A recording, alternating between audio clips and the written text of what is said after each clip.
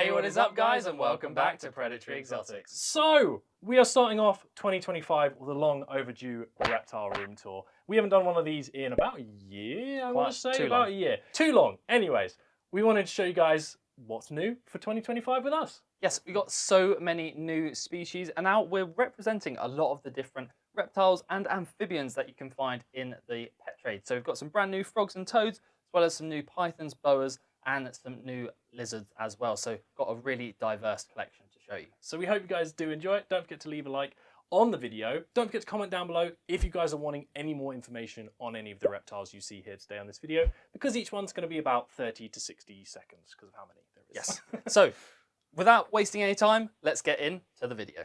So just before the video starts, we just wanted to give a bit of an announcement. We wanted to make sure you guys were aware of a series that we do here on Predatory Exotics. I'm going to give you a little clip now.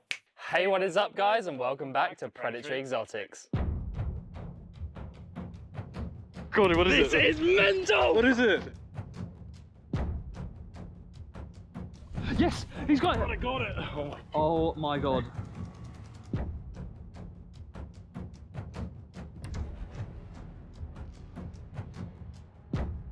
My god. Oh my god. We've done it! So, as you guys can see, this is our Into the Wild series. This is where we basically go to other countries to find reptiles in the wild, and we sort of create a little movie for you guys to watch. Yes, it's one of our most enjoyable things for us to do. That means we get to travel around and find some really unique species that you don't actually find in captivity. So our next upcoming trip, which is in about a month from the time of us recording this, it's going to be so exciting because we can find over 50 different species of reptile and amphibian. So if this is something you guys are interested in, go check out our previous ones that we've already made, and don't forget to look out for the future ones that will be coming out pretty soon. But now let's get to the proper reptile room tour.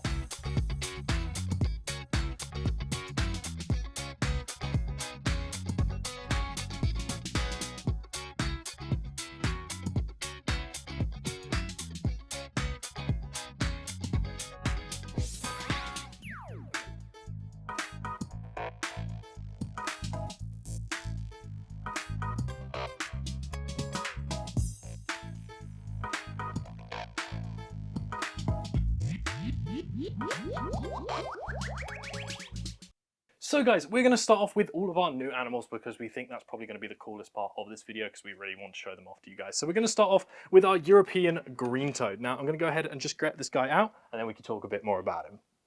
Alrighty, so this is our European green toad. Now these guys can be found pretty much all throughout Europe, hence their name, and these guys are obviously toads. These guys can survive temperatures up to 40 degrees Celsius, which is, for all of our American fans, 104 degrees Fahrenheit. These guys, obviously, they burrow down, so these guys are going to hibernate or brumate during the winter, which means that they're basically just going to bury themselves under the ground and stay there through the winter. These guys are super cool, and we didn't really think we'd get into toad species, but we're super glad that we have added this one to our collection. So bringing you on to one of our little micro vivariums here. This is actually a fully bioactive setup. And yes, I am so nerdy that the plants in there are actually geographically accurate to the animal inside. So let's get it out now. So this is our chubby frog. We actually have two chubby frogs.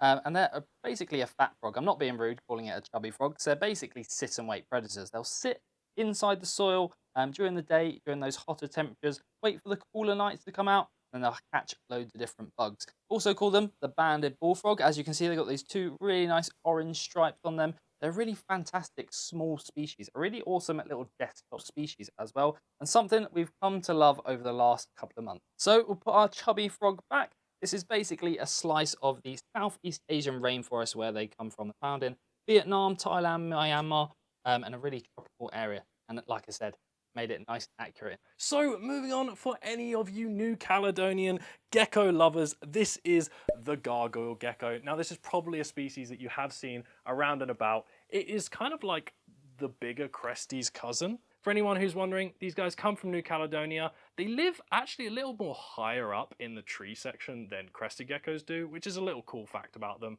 But if you guys are just wanting a bit more of a dinosaur looking gecko, definitely something to pick up and have a look at. So we're going to go ahead and going to take themselves to go and put themselves back into bed because these guys are a nocturnal species. And yeah, one cool thing about them is they pretty much blend into the branches. So moving on to another one of our new animals. One of the bigger animals we've got very recently, and it is a boa. But usually we have a lot of sand boas, but this actually is a tropical boa species. This is a hog island boa. Hog island boas actually aren't their own species, but they are a locality of common boa constrictor. And rather than getting the females like the mainland ones getting 10 foot, the hog island boas called insular dwarfism. This is when an animal is trapped on an island and they get smaller due to the lack of prey. So the hog island boa females, they get about 5.5 foot. And they're actually slightly more arboreal. They're smaller, and it means they're relying on migratory birds to come to the island. They still need to climb up the trees and they'll catch the birds out of the trees. So this is Ruby. Usually hog island boas, they are hypomelanistic, which is a reduced coloration, whereas Ruby, she's got a bit of the blood gene. You can see nice red. So hog island boas are actually only found on 2 islands in the whole world. It's just off the coast of Nicaragua, and these 2 islands are really, really small. At one point, they thought that they may have even gone extinct, but there is still a healthy population. So moving on to the new largest snake here at Predatory Exotics. If you guys haven't already guessed, this is a carpet python. Now this isn't just any carpet python. This one comes from Papua New Guinea. It's a subspecies called the West Papuan carpet python. These guys actually only grow up to 5.5 feet long, as opposed to your typical 13 feet with a carpet python. And one thing I find that these guys have is a reputation of being quite nasty and quite bitey, because if you guys don't know, these guys have a pretty hefty jaw behind them. But this one is super lovely, and we cannot believe that we added this to our collection. It was a very lucky find, and it's been a very lovely snake to have. We're going to go ahead and pop the carpet python back, because if you guys do not know, these guys have a super tight grip strength, and I'm sure she's going to grip off my arm soon, and she's wanting to explore. So we're going to go ahead and pop these back, but this is our newest carpet python, the biggest snake here at Predatory Exotics. So before I tell you what this snake is, we just need a little warning. This is not a beginner snake. This is now the most dangerous, most intermediate level snake we have here at Predatory Exotics, and that is because this is a false water cobra, but it is not a true cobra. Yes, it is venomous, but it is rear fang venomous. More than something like your hognose is going to do a little bit more damage than that. But the false water cobra is found in South America. It's actually semi-aquatic. So you might have noticed as the video has started and as it's going, we have had new microphones and we are still addressing some of the audio issues. So apologies if any of the audio hasn't been the greatest through this video. But what I was basically saying is the false water cobra is going to eat loads of different fish and a variety of different food as well. They're also known as the Brazilian smooth snake because of their small scales, and they are going to hood up. They're not a true cobra, but they'll flatten their body and keep pretty much horizontal rather than rear up like a true cobra. So moving on to the bottom part of this racking. This is probably, I feel like I want to say, one of the best looking new snakes that we've got out of all of them. They are very all cool, but this one obviously is a clear winner due to this being a Woma python. Now, if you guys don't know about the Woma python, it's got a completely yellow head basically, and then it stripes down the body. So it's a very cool looking snake. It's the same sort of genus as the black-headed python. So they definitely have a beautiful kind of aesthetic to them. So these guys come from Australia, and these guys, if you look behind me, have a very cool kind of dynamic on how they work. They actually go into the burrows of other animals and then basically crush them to the side of the burrow.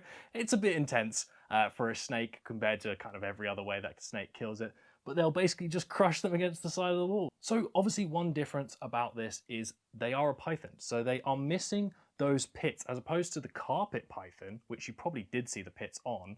This one has none, and that's because they eat a lot more reptiles than any other snakes. They don't really need that heat-seeking aspect of finding their prey.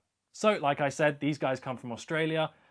They like it super hot. I'm going to go ahead and pop this guy back, but definitely a cool-looking snake to add to this collection. So, one cool fact about these guys is you actually can't find these in any English zoos. So, a bit different to... So, if the theming for this enclosure didn't give it away with our African mud hut themed enclosure, this is an African house snake, but not just any African house snake. This is actually a Cape African house snake. Cape African house snakes are the largest of all the house snake species. with the females growing to about 4 foot long. So this is a female, so she will get quite big. And you'll notice she's not the typical brown coloration. She is actually an albino, where you see the red slit in the pupil and all darker have gone away. So a pretty cool fact about house snakes, actually they've been reclassified recently. They used to be thought to be a colubrid snake like your corn snakes, but they're actually been reclassified and they're more closely related to python, a really cool species. And as you can see by the way she's holding on, a little bit more arboreal as well. They'll hang out of the trees, and in Africa they're actually known to actually hang out of the rafters of people's houses. Mice and rats, which are vermin. So moving on to this side of the racking, we're going to start at the bottom and work our way up just to try and save our knees. This is our first Nuevo Leon king snake that we're going to be showing you guys today. Now obviously these guys come from Nuevo Leon, Mexico, but the cool thing about these guys is this is actually one of three, if I can put the correct fingers up, 3 phases that these guys come in. So this is the variable / buckskin phase that we have here, which is really cool. It's very different to the other phases because we've got another one just to the tank on the left, which Tom is going to show you now, and you're going to see quite a large difference. So this is our other Nuevo Leon king snake. Ollie showed you our female, and this one's our male. The colour and the gender isn't actually linked at all. This one is the milk snake phase, obviously named after the big red bands. If you're wondering what that third one Ollie mentioned was, it's actually a melanistic phase, but it's probably the rarest out of them. They come from the Sierra Madre Oriental mountain range. This mountain range up in the northern parts of Mexico, they call them Sky Islands because these areas, even though they're in the desert, they actually get quite cold. So in order to breed them, you do have to cool them down a bit. And the awesome fact about breeding them, actually, if we were to breed this milk snake phase to our buckskin phase, you'd get about 50-50 coloration. So it is a project that hopefully we'll do in the future. So moving on to the next shelf up, we're starting to get into our kind of micro gecko species. Now, this is a very popular thing on the channel. One of our geckos, I think it's one of our top viewed videos anyway, for one of the care guides. Now, although we are stepping away a bit, not too much, from the micro gecko kind of scene, we do have some awesome ones nonetheless. So we're going to start off with our binos geckos. Now, I will not be getting out our bino gecko here because these guys are lightning fast. And you're going to see this once I reveal our gecko. But one of the cool features before we actually show you is that these guys are actually parthenogenic, which means they can breed and reproduce just by themselves. It kind of becomes a clone, so it does kind of like lose its quality in a weird sense. And so we have tried to breed this species before. It is a bit difficult because we are getting kind of like lesser quality ones, but we'll definitely keep trying and hopefully succeed soon. So let's go ahead and reveal. Ready? 3, 2, 1. There is our binos gecko. Now, obviously we're going to take very small movements because these guys are super fast.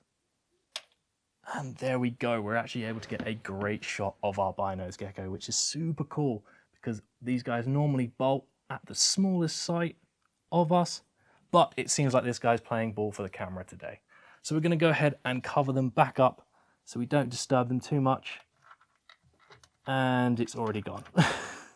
I don't know if you guys caught it moving, but I'll put up some shots of how fast they can be. So this is actually one of my favorite gecko species, another micro gecko species, and this is the viper gecko, named after its quite large scales compared to the size of the gecko itself, but also called the turnip tail gecko. A bit like an African fat-tailed gecko, they're coming from areas like Pakistan, which is actually pretty similar to leopard geckos. I would like to consider this a basically mini leopard gecko, a leopard gecko that you could keep in a little micro tank on your desk. But again, one of my favourites, and the strangest fact that I have discovered about these is they are terrestrial species, mostly being around the rock crevices, but they do actually have sticky pads, so they can climb glass, so watch out for that. So moving on, this is our next species. I'm just kidding, guys. These guys live under the ground, so we're going to go ahead and kind of dig this. We had to bring it into a smaller pot because the tank that this guy lives in is way too big for him to, it's not even easy to find him in this little bit of sand. There we go. So for anyone wondering, this is a wedge-snouted skink. Now this, I'm just gonna go ahead and let him bury back under the sand. We got him on camera. Now, obviously these guys live under the sand pretty much majority of the time. These guys are one of the original, like kind of breeding projects we worked on, we did actually successfully breed them. I think we are actually one of the only people in the UK that we know of, at least, that have successfully bred these guys in captivity. And we sort of did explain how we did it. So, as you guys can tell, these guys have tiny, tiny, tiny little legs, which they use to kind of swim through the sand. It makes them look really funny because they're definitely disproportionate to their body, and they also have a sort of like pointed nose to help themselves guide through the sand. But yeah, because these guys live under the sand all the time, they're not the most exciting to look at species just sitting in their tank. You do have to get them out, but it will take a little while to fish them out. So for anyone wondering, these guys are from North Africa and the Middle East. That's mainly where you're going to find them. And as you guys can tell, these are slippery guys. There we go. Come on. There we go. And straight again, back under the sand. So yeah, if you guys are wanting a kind of look at species, definitely not your choice. But if you're wanting a funky one, go right ahead.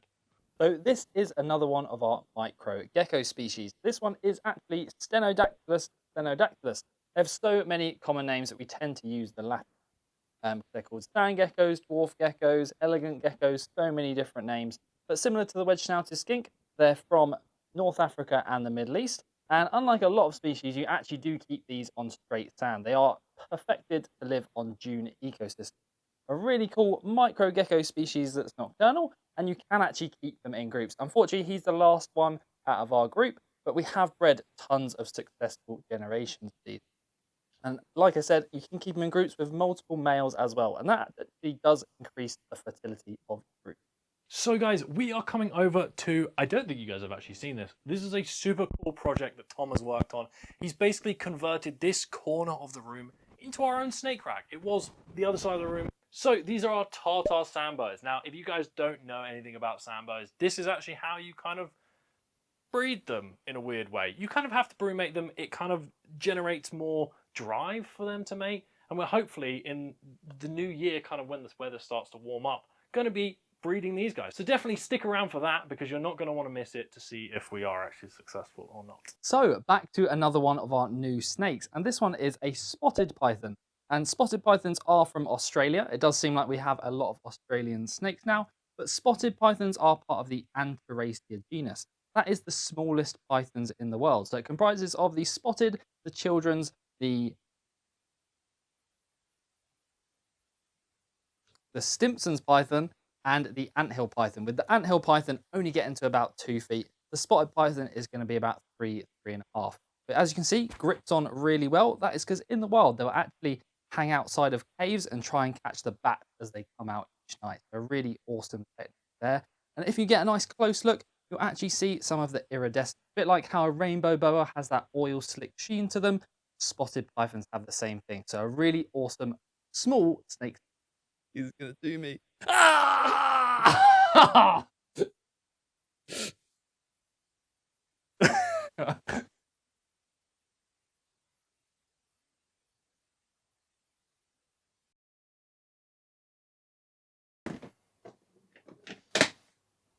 Bloody snakes, who'd keep these stupid pets? So after that fiasco, we're going to move on to one of our gentle giants here at Predatory Exotics. This is our big mama here at Predatory Exotics. This is our Kenyan sandboa female. This is the female Kenyan sandboa that we have actually bred a Kenyan sandboa that we have got in another tub coming up here at Predatory Exotics. So it's very cool to do our own sort of breeding with one of the species that we have the most variety of and definitely a fan favorite here at Predatory Exotics. So one cool thing about the Kenyan sandboa is that obviously these guys perfectly feels like a normal snake until you get to the very end of their tail and it gets very sharp and coarse, and that's because they can actually bite onto their prey, whip that tail around and kind of use it as like a spear, which is a really cool feature that the Kenyan sandboas have. Now this gentle giant, she is a female, she is a fully grown female, so they don't get very big. If you like them short and thick. So this is the baby Kenyan sandboa that Ollie just mentioned. We bred these about 1.5 years ago, and as you can see, they don't get that big, and they don't grow very quickly. The females are about 3 foot long, and the males are about 1.5 foot, maybe 2 foot if it's a really big one. So a nice, really small, manageable snake. But the reason why we do keep them in the tubs, they're not the most exciting of species, even though I am a sandboa fanatic. They can be a bit boring because they are fossorial. It's mostly just going to be those tiny little eyes poking just above the surface. Moving on to another sandboa. Now, obviously, with us keeping so many different kinds of sandboas, you're going to get morphs. This right here is our albino morph of sandboa. Now, one cool thing about this sort of albino is that you kind of think of like white/pinkish hue for albinism, but it's actually cool in sandboas. They actually go like basically like a beige and keep the orange, which is really funky, and it kind of creates this really cool design where you've sort of got that white belly and then that kind of very different color-esque pattern of a samba. Now, obviously, this guy is not going to do too well in the wild, but having him here in our captivity is really cool to observe and show you guys that, you know, snakes come in cool different varieties of colors. So this is one of our stranger, less known about samboa species. That's because it is a rufescens samboa. They're slightly weird because people aren't 100% sure whether this is just a Kenyan samboa that is a funny colour, whether it's a subspecies of the Kenyan samboa or it's its own entire thing. But the rufescens samboa is pretty much patternless. It kind of looks like a rubber burr from North America, but it does maintain some of the colour. You can see a few orange flecks, and this is a bit of a powerhouse in terms of breeding. We are hoping to breed this to our female this year. And what happens? You get your striped Kenyan samboa. So you maintain this brown coloration, but you get the nice orange stripe of the Kenyans going all the way down the body. You can also get granite, which is a really freckly, spotty samboa. So it is a bit of a powerhouse male that is pretty rare in collections, and we're glad to have it in ours. So this section is going to be quite quick, and you probably are wondering why I'm talking quite fast. It's because this is Twitch. This is one of our Kenyan samboas. We don't know why he does it, but he just seems to twitch his head, and he likes to take little jabs at you when he twitches his head. So I know he's probably going to bite me soon if he does one of his twitches, but it's just another cool one here at Predatory Exotics. Kind of has a unique feature of the twitch. We're not sure why he does it, but it's a cool thing that he does do, and it's a nice one to have in the collection to show you variety of... Don't go for my hand. Are you going to go for my hand? No, we're going to go ahead and put this guy back because, yep, he is a known biter. So moving on to my favourite species of samboa. This is the rough scale samboa. And Ollie mentioned earlier with the Kenyans that they've got this nice smooth scales and then the rough scales at the back. But these rough scales on the rough scale, I can't even stroke it the wrong way. It's almost like sandpaper. They're a really awesome species from India and Sri Lanka. Unfortunately, they do get mistaken for other animals. You see all these zigzag patterns. It looks a bit like a venomous snake. And over in India, you have vipers like the Russell's viper. And unfortunately, people will kill those and they kill these thinking that they're them, even though the rough scale samboa is completely harmless. Another really cool fact about these is apparently on Sri Lanka, you can see quite a lot of albinos in the wild, which is pretty strange for most animals because albinos don't last too long, but their fossorial nature means that they can actually hide underground and you will catch a couple of albinos. I absolutely love this species, and this is a male that's fully grown, so a nice small pocket-sized snake.